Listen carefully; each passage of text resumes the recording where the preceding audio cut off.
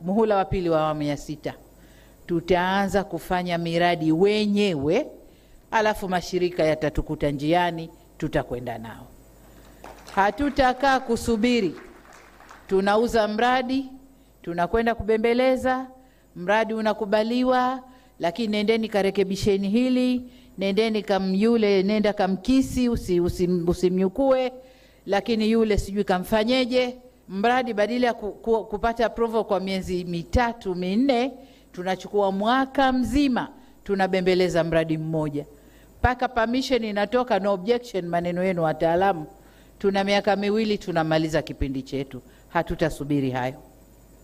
Tutaanza kwa fedha ya ndani. Alafu wale wakimaliza na objection zao watatuunga katikati. Tumeelewana? Na huo sio wajibu wa rais peke yake, ni wajibu wetu sote. Ni wajibu wetu sote. Makamu wa rais yuko pale anasikia, waziri mkuu yuko pale anasikia. Spika wa bunge na wabunge nadhani wako hapa wanatusikia.